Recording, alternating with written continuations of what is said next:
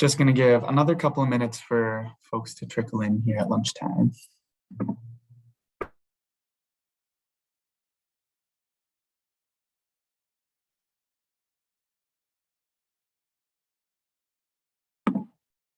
I've seen a lot saying less time on social media. I get that one. Got to spend less time on Instagram, I think. Couldn't hurt.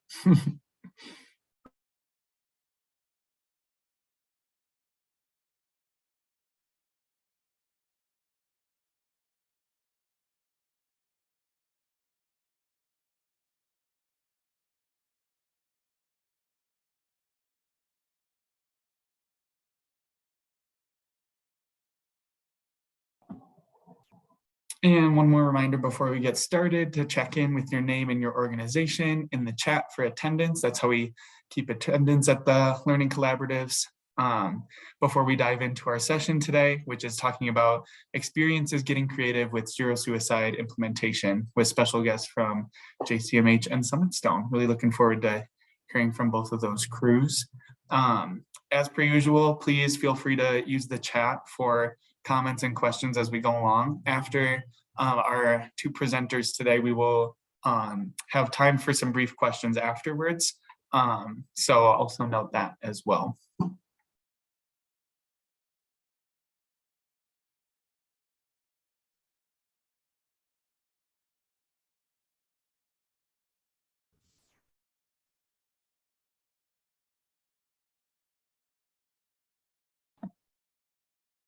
All right, we hit the 05 mark, and I think we've kind of plateaued with folks coming in.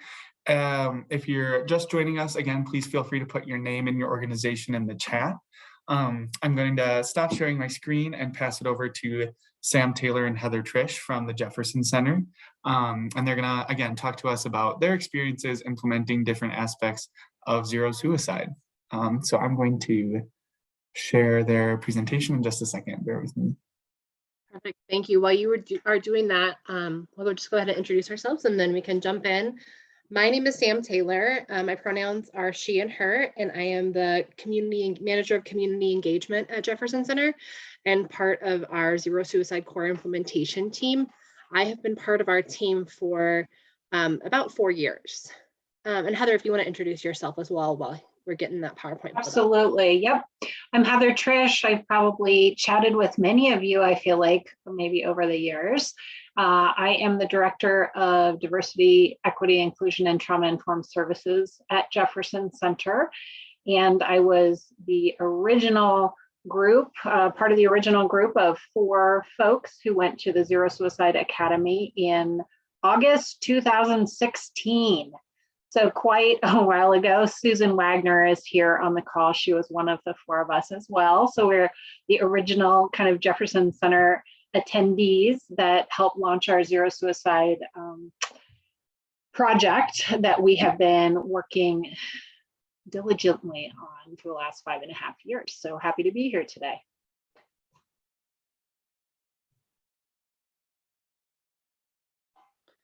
Okay, so we have a few slides here, mostly just so that you have something to look at besides our faces. But we just want to chat a little bit about the things that we're doing that are kind of creative.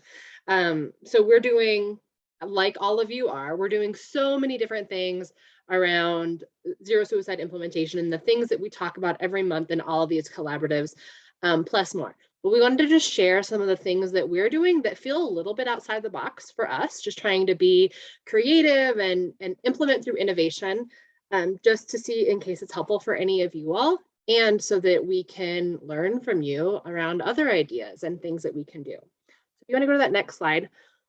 One of the first things that we want to talk about is around, we're trying to be really creative around lethal means safety. So we know that firearms are involved. They are the most common method for suicide. And we also know that poisoning and overdose are the most common methods used in suicide attempts. That information was just recently included on OSP's annual report.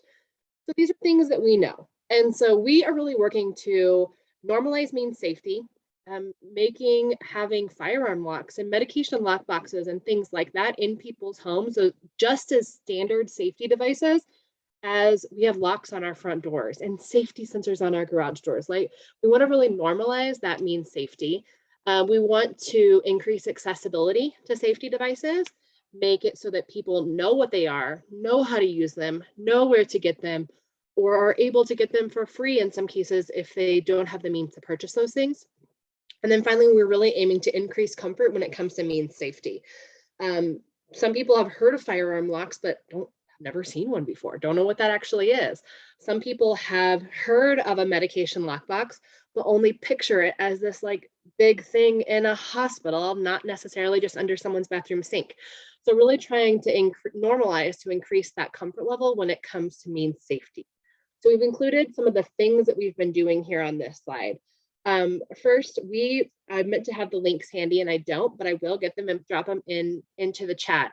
We created a really great public health brochure that's being used widely across our region. It's in both English and Spanish, and it's all about creating safe spaces at home. The super basics of means safety and just kind of getting that from a public health standpoint, getting that idea out there that means safety is for all homes. We just want our homes to be safe spaces, not only when someone is struggling with thoughts of suicide, but always. And I'll drop those links into the chat here as soon as we finish. We've also started doing a lethal means safety device training for our staff. And so we don't expect our clinicians or our staff to be experts in lethal means safety, but rather we just want our staff to be comfortable with knowing what a gun lock is, knowing how drug take back days work, having this information so that they can feel more confident and comfortable to talk to our clients and our community members about what's out there. And again, they don't need to be the expert, but they can start that initial conversation and then help to connect people to the right information. We promote many other means safety trainings, especially the CALM training. We do lots of community suicide prevention trainings, such as QPR. When we're able to do trainings in person, we do a lot of community-based safe talk and assist trainings. We've really focused on building relationships through Colorado Gun Shop Project and other relationships, really working with our gun shops and our firearms dealers and our pharmacies and our prescribers and our shooting ranges, and really trying to build these relationships so that as we are developing content and normalizing safety, we have these relationships in place and these really strong partnerships. And then finally, we are distributing devices.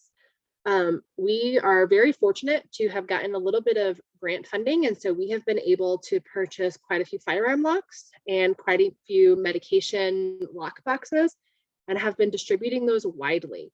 Through a couple of our pharmacies in Jefferson County, they are giving out medication lock boxes anytime someone either wants one, is being prescribed a certain type of medication. It could be someone who's actually a patron of that pharmacy, or just anyone random who heard that the pharmacy has medication lock boxes for free, who pops in and says, hey, I want one. Giving out those devices, no questions asked, no information needed, just use them in your homes to create safe spaces.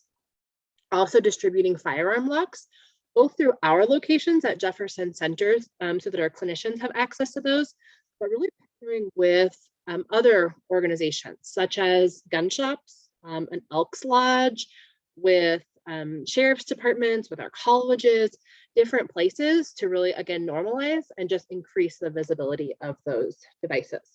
So we're really doing a lot of work circling around lethal means safety, trying to create safe spaces in our community.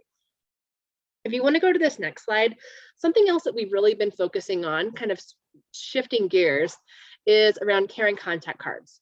We have talked about carrying contact cards in this group so many times. People are familiar with those through Zero Suicide, and many people are using those in different forms. We have been sending beautiful carrying contact cards via postal mail since we started with Zero Suicide. Shortly after that, have started sending the carrying contact cards.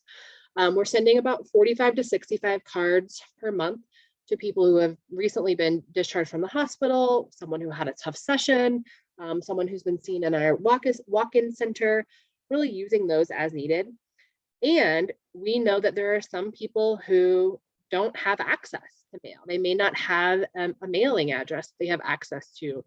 or they live in an apartment and don't want to walk through the cold weather to go check their mail regularly, or are experiencing really great depression or anxiety and are unable to get out to check their mail. Whatever the reasons are, we really want to increase our utilization of caring contact cards and increase the accessibility so that our clients can receive those things. So we have just developed virtual caring contact cards, which is really exciting on our end. We have developed this through our e-form system. So it's through our electronic documentation system. And we can go in and send a card, and it essentially sends this person either a text message or an email to say, hey, you've received a personalized card from your team. They click the link. It has them type in their birthday just so that our system stays secure. And then it pops up with this lovely e-card. It's a beautiful client. We have many client artists who have designed our cards. So it has art and a lovely quote, and then a space for a customized message to say, like, thank you so much for trusting us. We're thinking of you, whatever that clinician wants to say, so that they can receive those e-cards now, in addition to postal service cards, but receive those e-cards via email or text.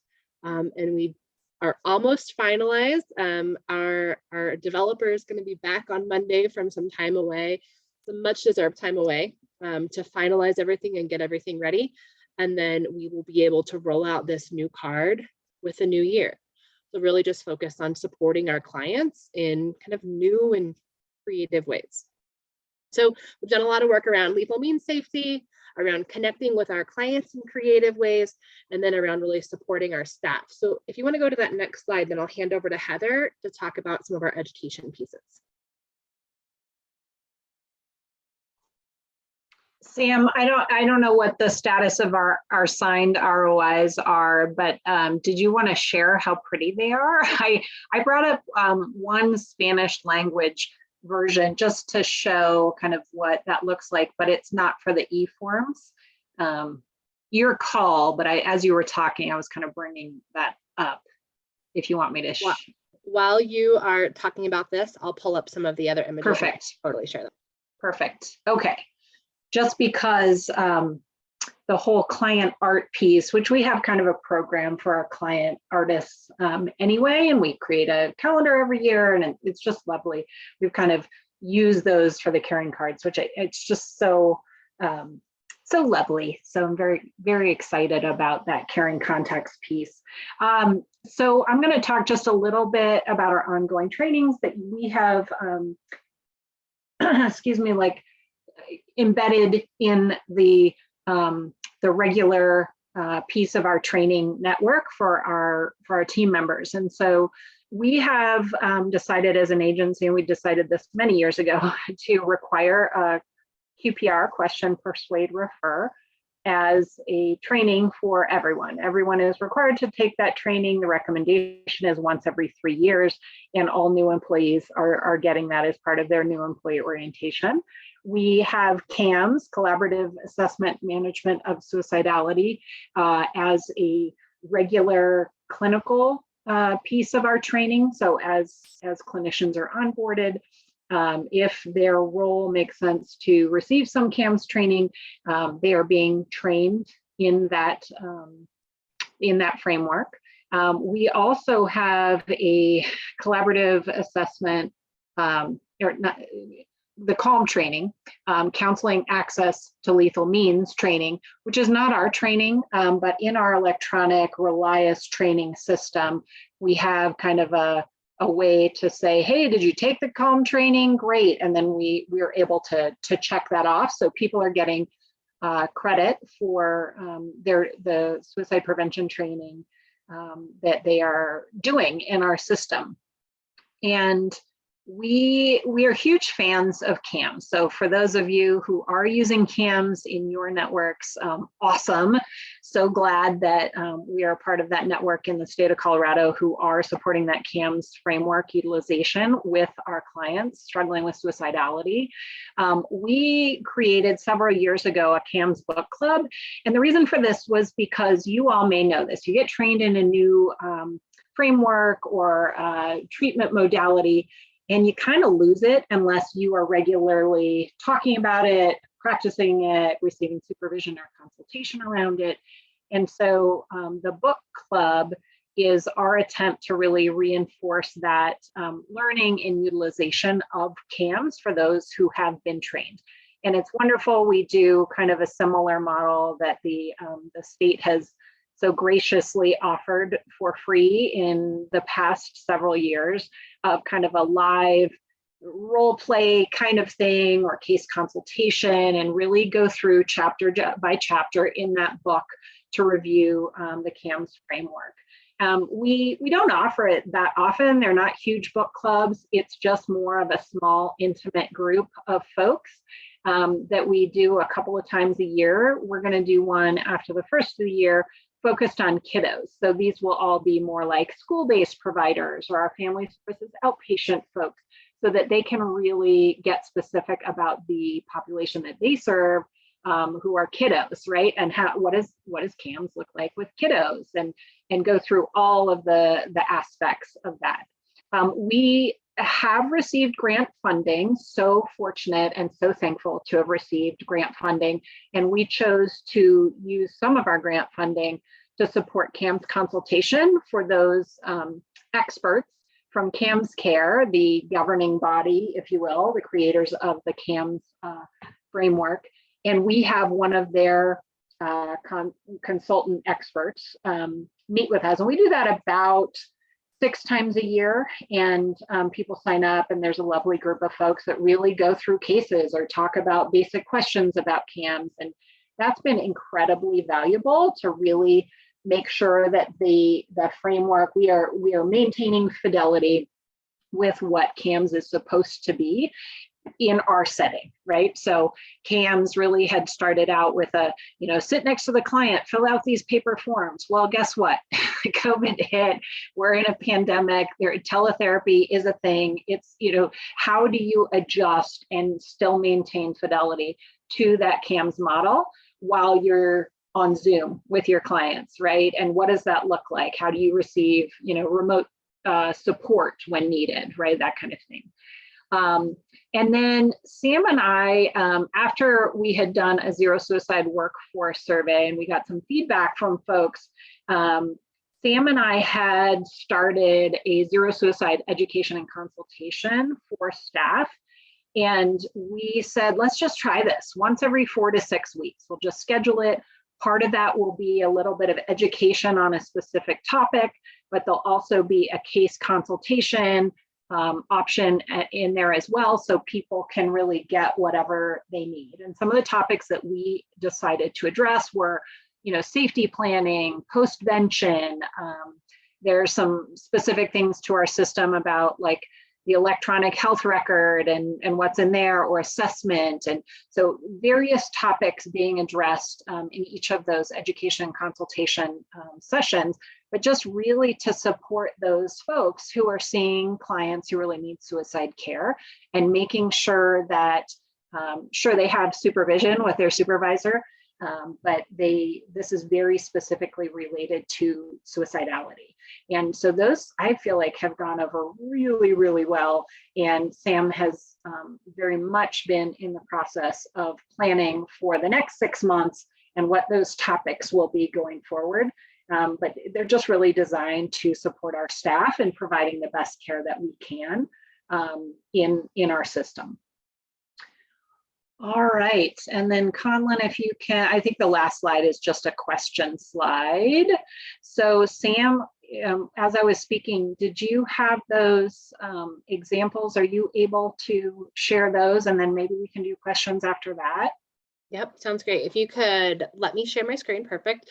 I also dropped, while Heather was talking, dropped some links to those public health brochures that I was talking about.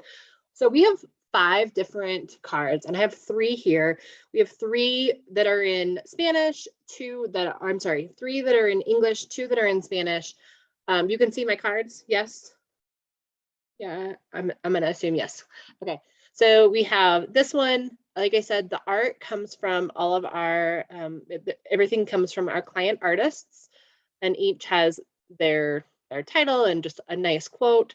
So this is one of them. Another card that we have.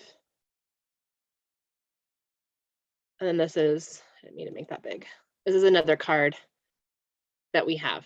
So just lovely art, lovely heartwarming quote. This is the same. We have this will be on the virtual e-card. We also are printing. We have previous versions of hard copy cards that we have, and we're printing versions of these just to have a folded card to share via mail.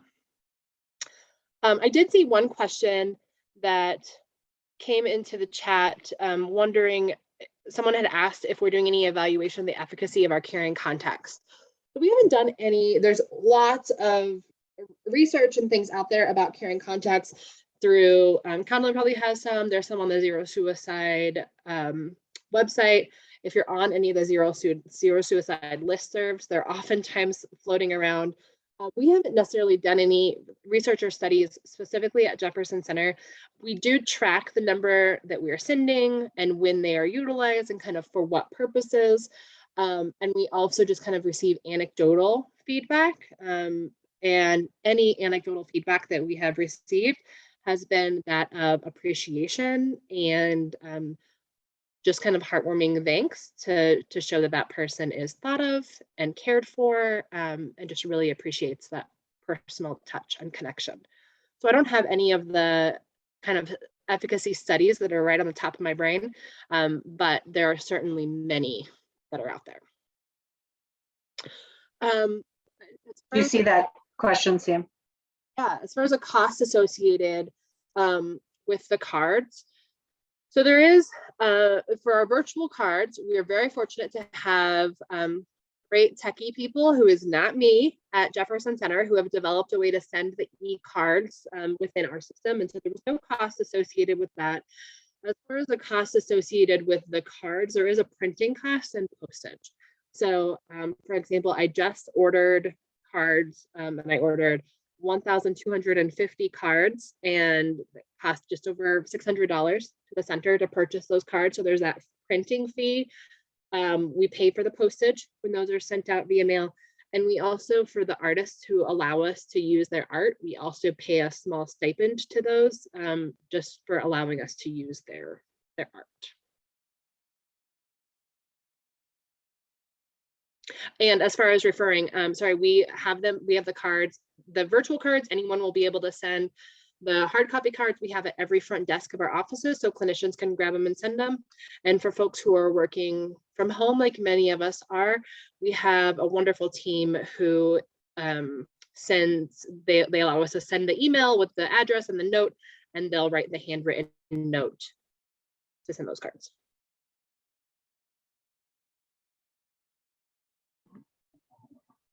Have other facilities utilized the cards? We have not shared our cards with other facilities. We have not done that. It's kind of been our project.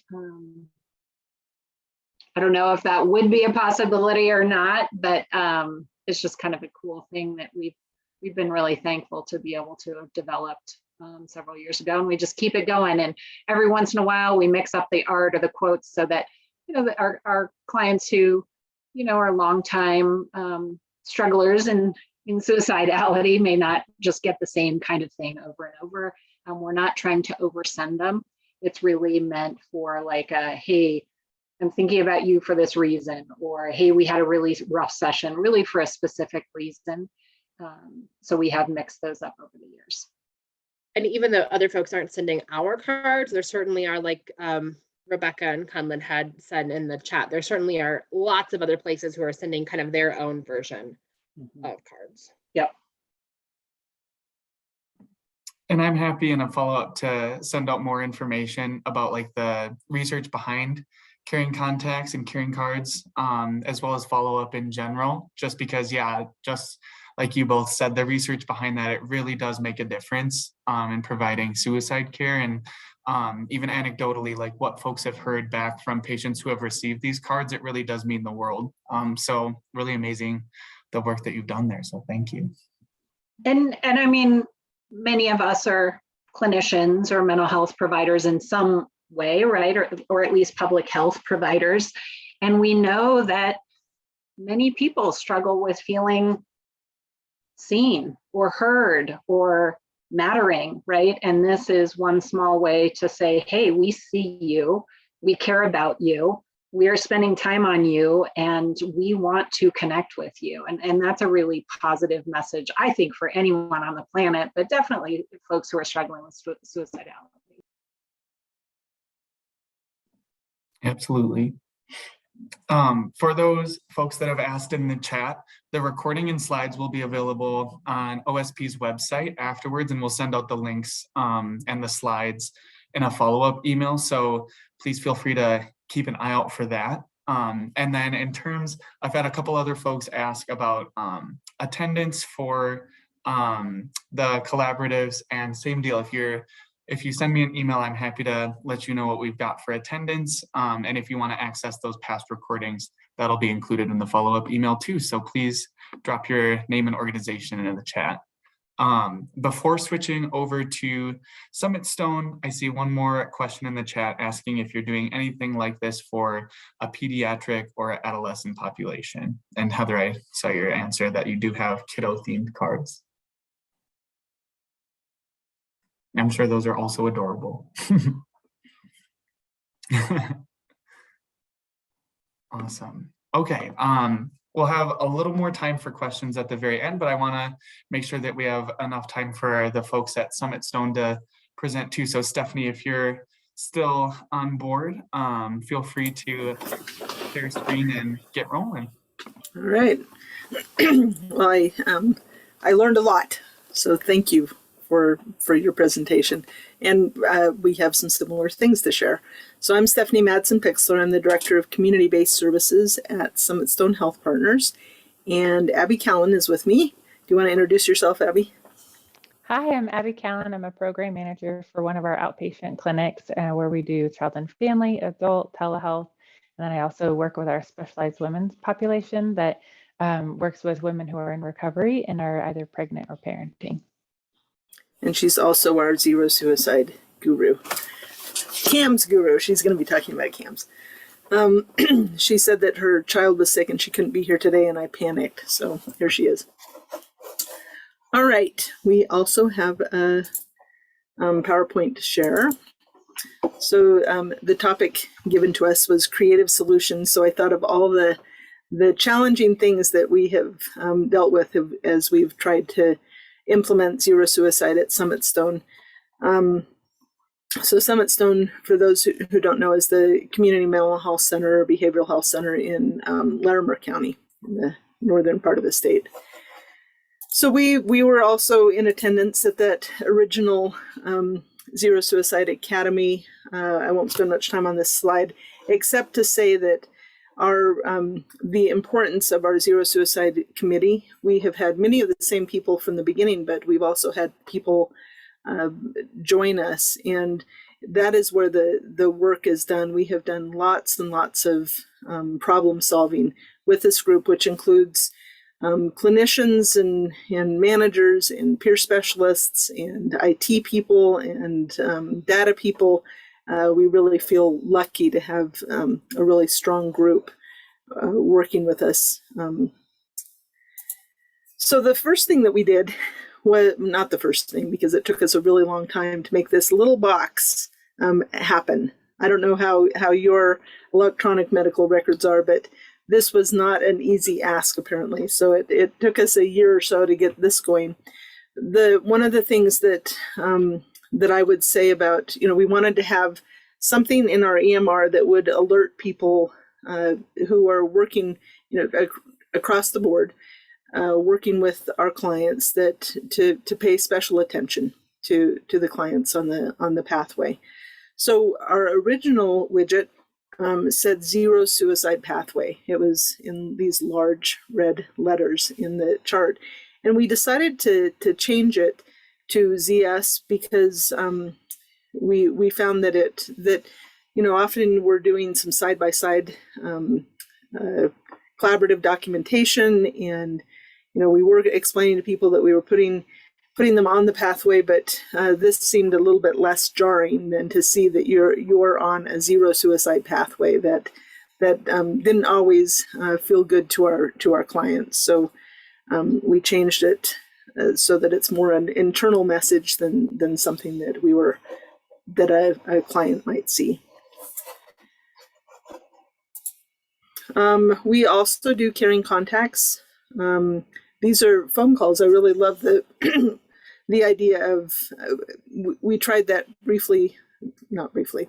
We just never got off the ground, the mailing. I think that we have a few people who were not able to contact by phone. We are writing them a note. But in general, we have one peer specialist with some backup who does our caring contacts. And let's see, anybody can refer, any clinical staff can refer for a caring contact. We have a group email in our system where a referral can be made. And the referral is not anything big. Here's the client's name and how often they want them contacted, and maybe a very brief description of, if there's something to watch for.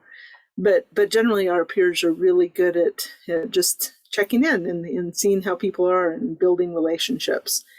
So the process is that they receive a referral, they do their own tracking on a spreadsheet. They will call the person 4 times for a month, and sometimes it's once a week, sometimes twice a week.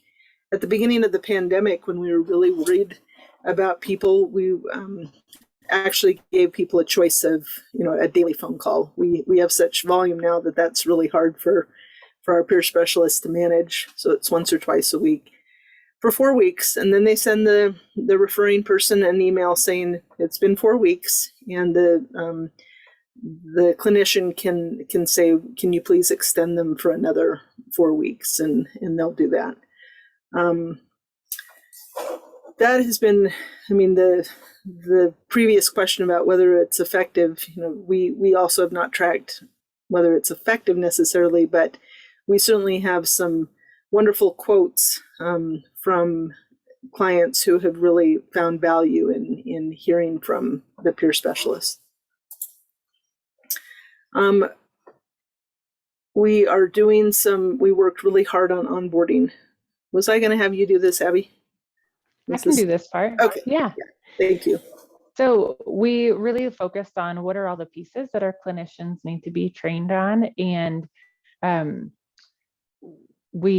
at first we did this in person and did a big training, and now we've been able to go a lot smoother and a lot more streamlined. So a lot of our trainings are online or we have a training platform called Relias. So we're able to track who has gone through the training, but these were the main ones that we had chosen.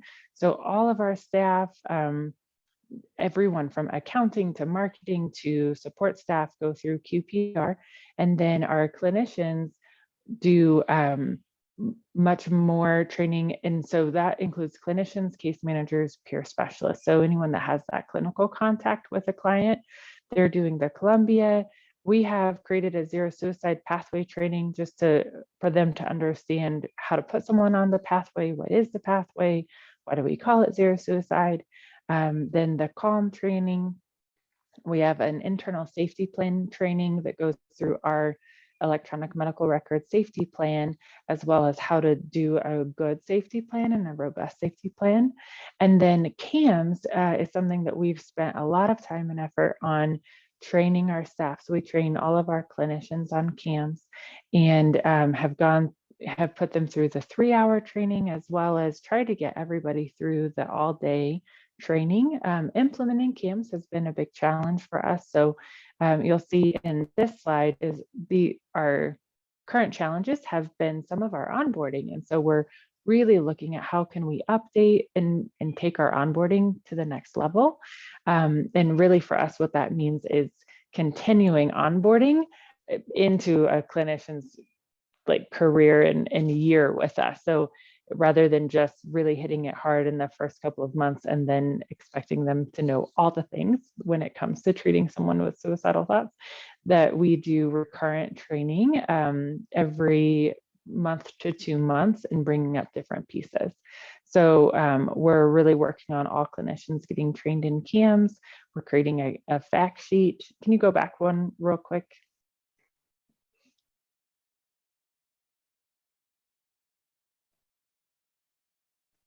Oh, now we're seeing your email.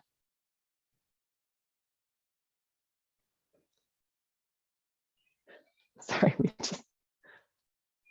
I was trying to block my email. I don't know whether that was evident. Let's see. Sorry.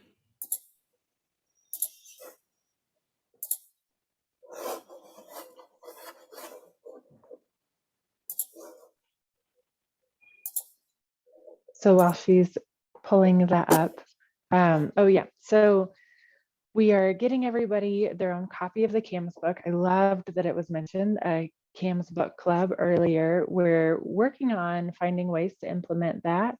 Stephanie,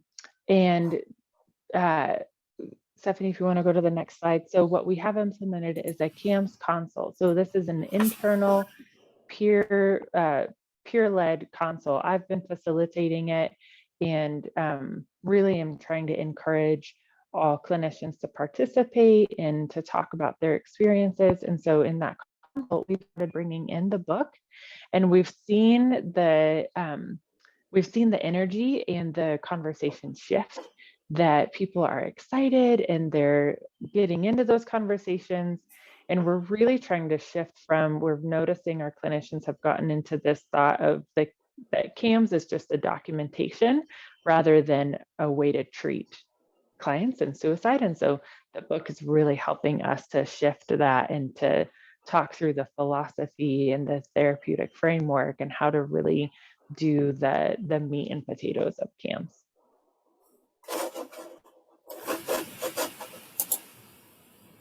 Okay, so is it switching slides like it's supposed to? It's not. Oh, shoot. You want me to share my screen? Nope, I've got it.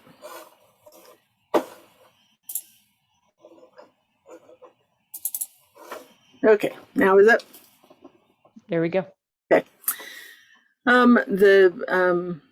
Another thing that we did, we also have a grant, and so we used part of that money for a zero suicide coordinator, and that's been really helpful. So it's just 10 hours a week, and what she does is does quite a few chart reviews for us.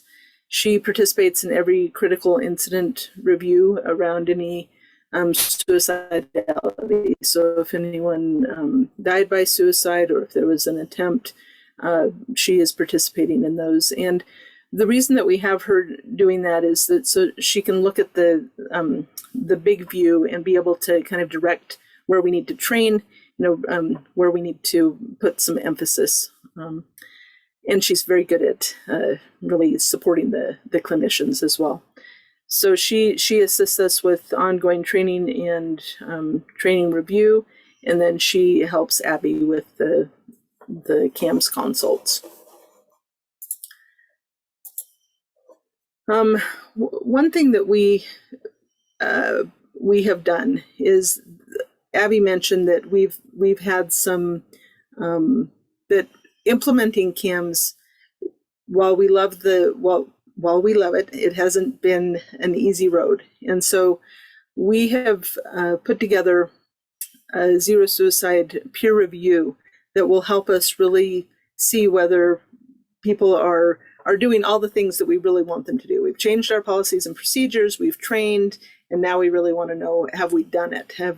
Is it being implemented? So we are currently in the middle of a pilot. We created the peer review a while ago, but right now we're sending these out to, whenever somebody is put on the pathway, a month later we are sending out this zero suicide peer review to their supervisor. And their supervisor is to look really closely at the chart and see whether there's a safety plan, whether CAMS is being used, if not, what is being used, and whether suicide is really being addressed. And then that's sent back to our QI if there's something that needs to be worked on. We're giving another month or so, and then we'll look at it again. Actually, our zero suicide coordinator will look at it again. And I'll share what that. So this is the the zero suicide pathway clinical record review. It flows off the tongue. So just a normal peer review with, are we sure that it's in the treatment plan? Is there a safety plan? Are we addressing risk? In the documentations, what modality is being used? Are risk factors being addressed? So we have been doing this for about a month, and I would say that the response has been interesting. I think that we are going we have discovered not necessarily that we're providing poor care, because I think we're providing excellent care, but what has come out of this is that we need to do far better training on CAMS. What else would you say about that, Abby? I'm going to stop sharing here of what we've discovered so far in our pilot. Yeah, I think it's really helping us know how we can support our clinical supervisors. That's been an area where our clinical supervisors have felt like, I know I need to be checking on this, but what exactly do I need to be checking on, and where do I need to make sure that I'm supporting the clinician on? And it's also highlighting just we need real clear expectations of the clinician and what those expectations are, and so that they can feel a level of safety too in the treatment that they're providing. So it's been really good. It's opened up some good conversations, I would say kind of tough conversations of really trying to look at, is this effective? What is effective? What's not working? And how are clinicians really feeling? So I think our care of clients has really increased since implementing zero suicide. And I think where we're now recognizing is how do we also increase the support of the clinicians so that they're feeling supported and backed up, and that they're doing the things that they need to do too. Great. All right, that's what we had. I'm sorry about the PowerPoint challenges. You'd think after this many months of doing Zoom, it would be easy. Never easy. Any questions? Let's see, I saw a couple things in the chat. Yes, we would be happy to share the template. Contacting a week. Let's see, I would say that they are, she has 10 hours of time to do this, and I would have to get a number from her, but I think that she is busy. It's probably 50 or 60 calls that she's doing, maybe more. Let's see, the grant. The grant is through the Office of Suicide Prevention. So Conlon will have to talk to you about the grant that, we are using the portion that we applied for. It's a couple years old too. I think we've had it a couple years, and we've used it to buy CAMS books. We use it for this small portion for the coordinator. We've used it a little bit for the caring contacts, the 10 hours of our peer. Do you want to say any more about it, Colin or Abby? I was going to say, we also brought in 4 consults from CAMS Care. So a national consultant through CAMS Care came in and led 4 consults with our staff, and that was so helpful and really increased some energy around the whole subject. So that was very valuable. Yeah, forgot about that.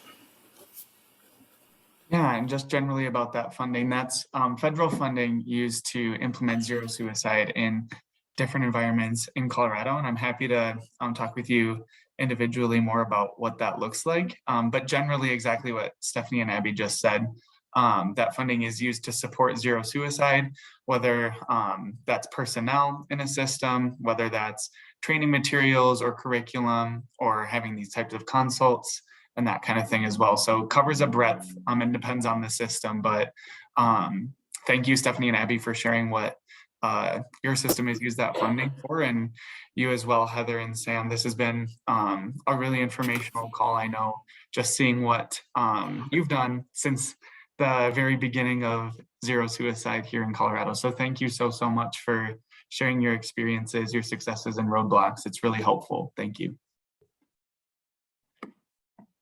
I'm going to hold, of course. I'm going to hold a couple more minutes just for questions while I bring up our slides with OSP updates, keeping an eye on the chat. I know there are some other folks that have joined the meeting since about halfway through. So please do drop your name and organization in the chat, because that's how we can follow up with you for all these wonderful materials that the presenters have shared today. So please do drop your name and organization in the chat. If there are any other questions for the crews while I'm pulling up the slides, please feel free.